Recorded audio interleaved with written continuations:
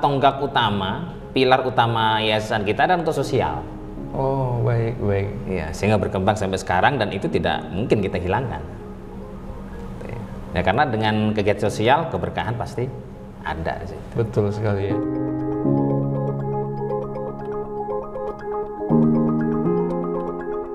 Assalamualaikum warahmatullahi wabarakatuh. Alhamdulillah berjumpa lagi dengan saya Firjun Zailani dalam acara Bincang Mulia, program yang sangat menarik menghadirkan orang-orang spesial, tentunya hadir di BMH TV. Namun kali ini edisi spesial karena kita juga akan tayang di channel Al Muslim Tambun. Insya Allah sobat-sobat semuanya bisa mensubscribe, like, dan share program tayangan Bincang Mulia kita pada edisi spesial kali ini. Baik, pada edisi kali ini kita menghadirkan seorang yang sangat spesial dari Yayasan Al Muslim. Ada Bapak Muhammad Nurul Huda yang biasa kita panggil Bapak Huda. Kita sapa saja langsung. Assalamualaikum Pak Huda, apa kabarnya? Waalaikumsalam warahmatullahi wabarakatuh. Baik. Apa aktivitas kita kali ini?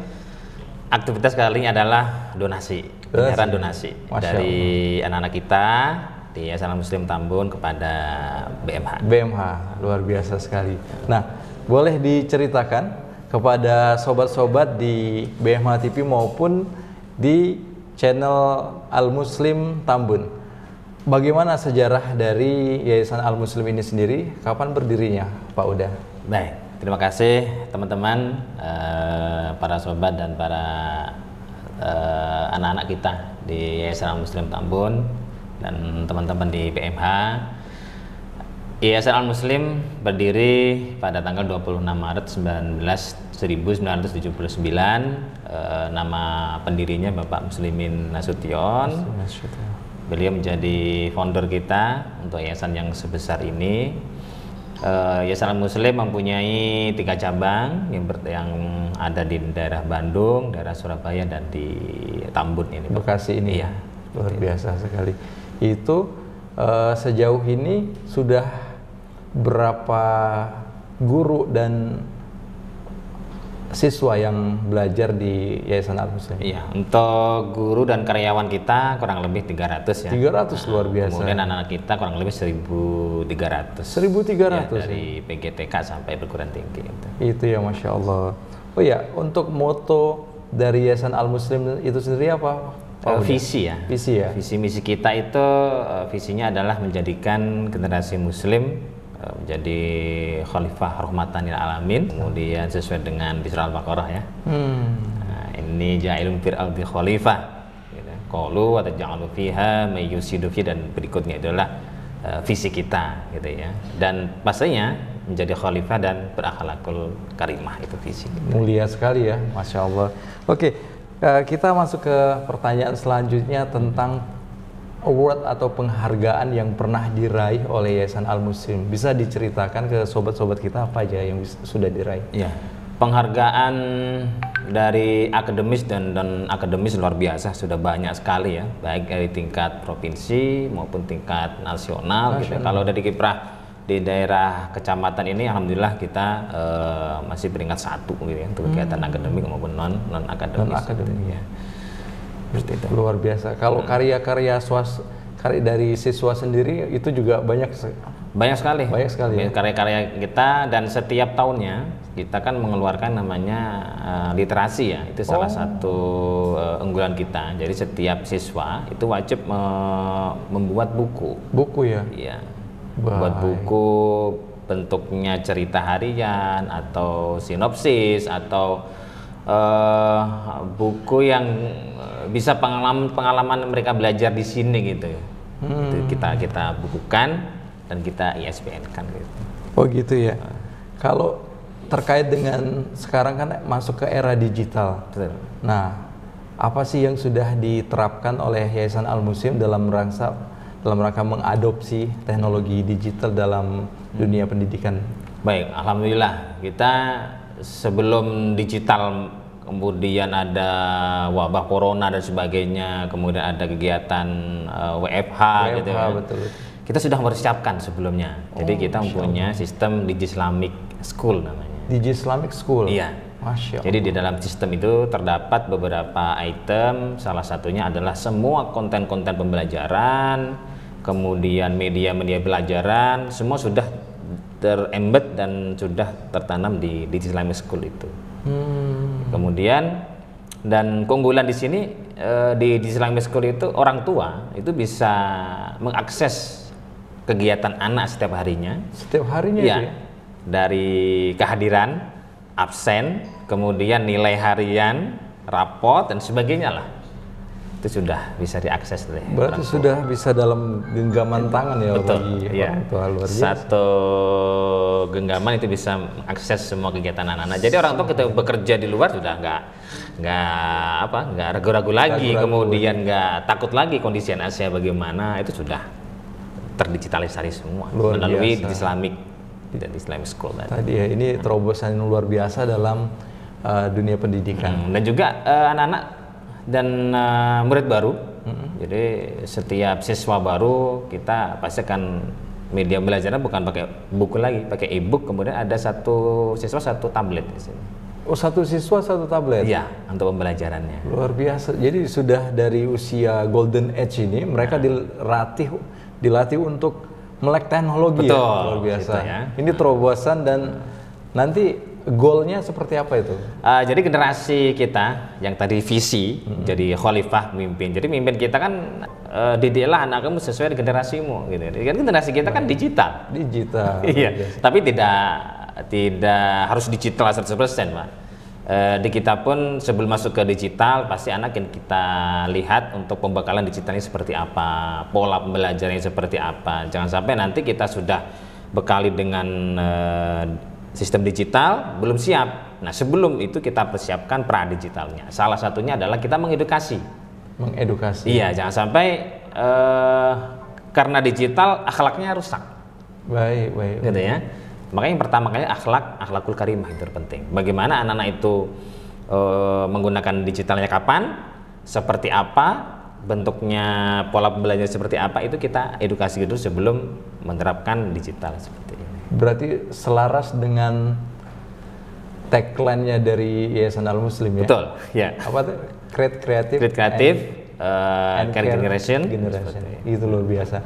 Kalau boleh diceritakan tingkatan pendidikan di sini dimulai dari usia berapa? Ya, jenjang pendidikan ya, Betul. Dari PGTK, kemudian SD, SMP, SMA, SMK dan perguruan tinggi. Perguruan tinggi, ya. Masya Allah. Sudah berapa siswa kita berarti? Dari sekitar 1.300. 1.300 ya, luar biasa dari PGTK sampai perguruan tinggi. Yayasan Al Muslim ini yang sangat identik dengan sekolah yang sangat dermawan. Nah, kita pengen tahu lebih dalam bagaimana sih proses para Sivitas Akademi di sini mendesain siswa-siswa untuk bisa berbagi dengan saudara-saudaranya seperti peristiwa Gunung Semeru yang meletus kemarin. Itu bagaimana, Pak? Bisa diceritakan? Iya, proses awal kita kembali ke visi ya. Baik.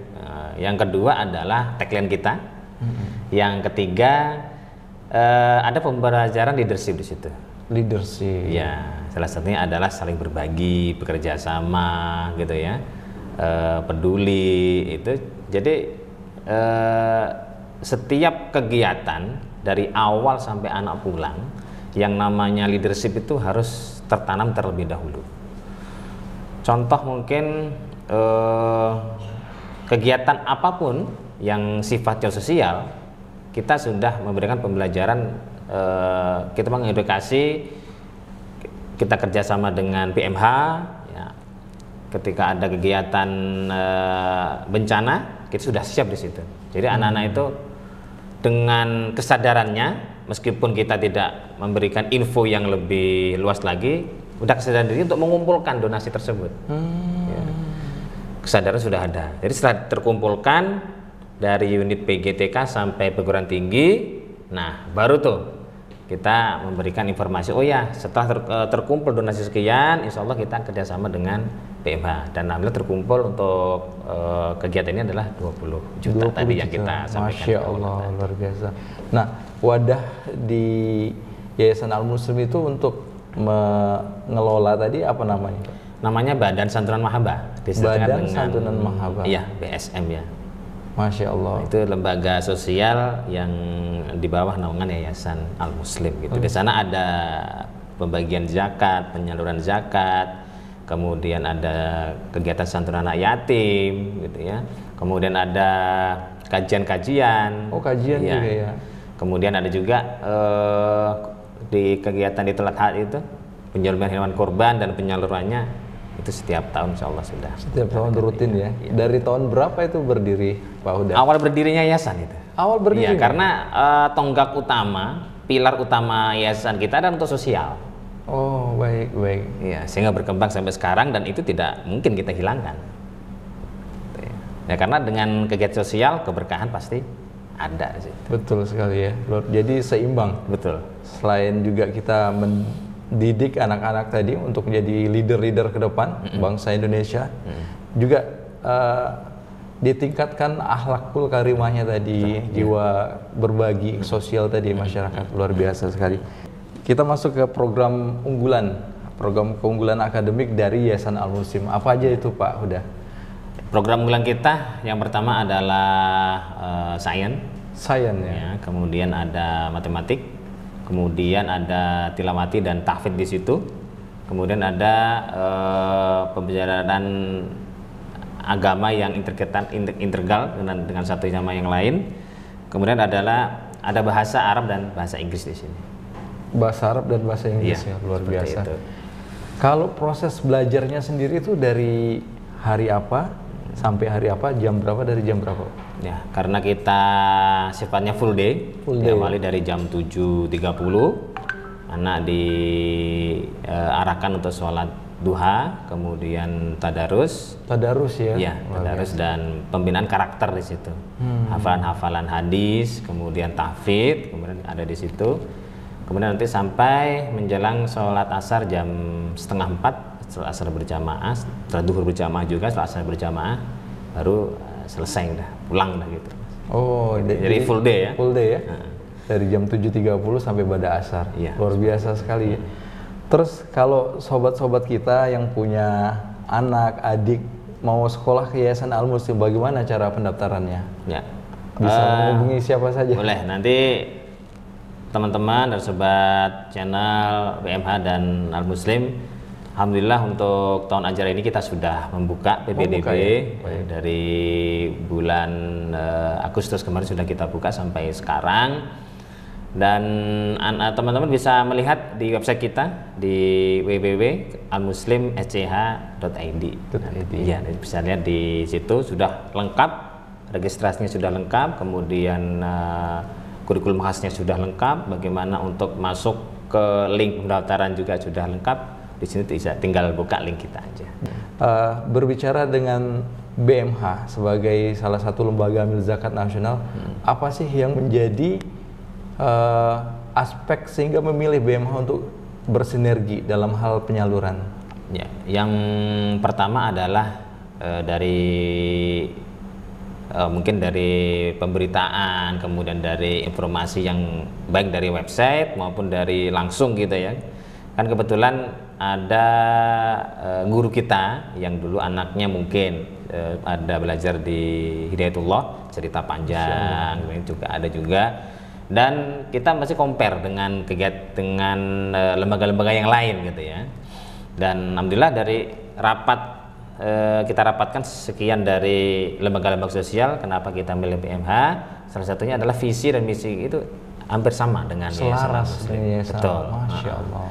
Yang kedua adalah kita lebih enjoy untuk melihat kondisi real di lapangan, gitu ya. Salah satunya ketika dulu ada donasi NTB, kemudian di Palu, gitu ya. Kerjasama dengan BMH. Kita langsung melihat kondisi di lapangan seperti ini. Donasi kita yang sejumlahnya sekian akan dilibatkan, akan dimasukkan, akan dinosikan untuk kegiatan sosial yang diarahkan ke sini. Nah, itu sudah terpola seperti itu. Itu tujuan kita kenapa memilih BMH. Ya. Bisa diceritakan testimoni Pak Huda waktu bersinergi dengan BMH ketika ke salah satu titik bencana ya di Lombok. Seperti apa Pak kesannya? Ya, yang pertama kita melihat keliling bareng-bareng gitu sama tim BMH yang di Lombok ya, di NTB itu, betapa sedihnya kita ketika masjid kemudian hancur, kemudian rumah-rumah begitu yang udah bagus enggak hancur juga, dan pendidikan, lembaga pendidikan, sekolah-sekolah juga hancur. Nah itu dari situ kita melihat, oh iya, ini lembaga pendidikan kita yang berkiprah di pendidikan dan sosial pun pasti akan banyak kontribusi di daerah NTB itu. Makanya sangat tepat sekali ketika kita kerjasama dengan BMH disalurkan untuk lembaga pendidikan dan untuk membuat atau membangun rumah-rumah yang sementara ya. Betul. Kepada penghuni-penghuni yang kemudian rusak, dan alhamdulillah sampai sekarang mungkin insya Allah sudah tercover gitu semua. Tinggal recovery yang ada di Semeru sekarang. Semeru sekarang fokusnya. Jadi langsung merasakan ketika turun di lapangan ya Pak. Luar biasa pengalaman yang ini sangat mempunyai value ya, bernilai sekali. Baik, selanjutnya selain ketika ada peristiwa bencana di Nusantara, apa aja program-program yang bisa disinergikan ke depan melalui BMH? Ya, yang pertama anak-anak sudah, dan dari PG, TK sampai perguruan tinggi sudah kita edukasi adalah kapanpun dan seberapa rupiah pun yang kita donasikan, ya itu yang pertama adalah untuk lembaga pendidikan dulu, karena kita terjun di lembaga pendidikan. Kemudian yang kedua, jika ada tempat kemudian lokasi yang dimana itu dibutuhkan oleh warga, seperti mungkin ada sumur yang perlu kita donasikan, yang perlu kita ajak kerjasama, itu kita tingkatkan kembali. Gitu ya? Ya. Banyak program-program sosial yang sangat menyentuh langsung ke lapisan masyarakat ya. Yang penting bermanfaat dan pastinya amal jariah itu yang kita mengalir terus seperti itu, luar biasa sekali. Baik, kalau Yayasan Al Muslim itu sendiri punya apa harapan ke depan seperti apa Pak? Ya, harapan kita adalah pasti mencetak generasi yang rahmatan lil alamin, menjadi pemimpin yang berakhlak karimah. Kenapa demikian? Kita sudah tahu di era-era digital seperti ini bukan hanya dia mampu untuk digital, ya, bukan hanya dia mampu untuk kegiatan pengetahuan saja, akan tetapi yang namanya life skill gitu ya, keterampilan hidup itu harus kita tanamkan juga mulai dasar sejak dini. Itu mulai dari usia-usia golden age tadi ya, yang luar biasa sekali. Sebagai closing statement untuk seluruh sobat BMH TV maupun channel Al Muslim Tambun, bisa disampaikan Pak, diajak para sobat-sobat kita untuk bahu-membahu dalam program sosial, dan tentunya juga bisa bergabung melalui Yayasan Al Muslim ya. Silakan Pak, bisa disampaikan. Ya. Baik, para sobat semuanya dan para donatur atau para teman-teman semuanya yang niat untuk kegiatan sosial dimanapun dan kapanpun kita tuh hidup, yang pertama harus menjadi orang yang mampu mempunyai peduli sama yang lain. Yang kedua, jadikanlah hidup kita itu bermanfaat bagi orang lain.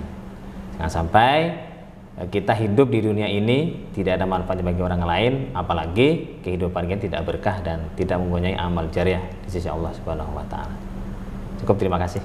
Baik, sobat BMH TV dan sobat channel Al Muslim Tambun, sampai di sini dulu perjumpaan kita dalam acara Bincang Mulia bersama saya Firjun Zailani dan Bapak Muhammad Nurul Huda. Kami pamit undur diri. Jangan lupa untuk men-like, share, dan komen sebanyak-banyaknya channel BMH TV dan juga channel Al Muslim Tambun. Dari saya, terima kasih. Assalamualaikum warahmatullahi wabarakatuh.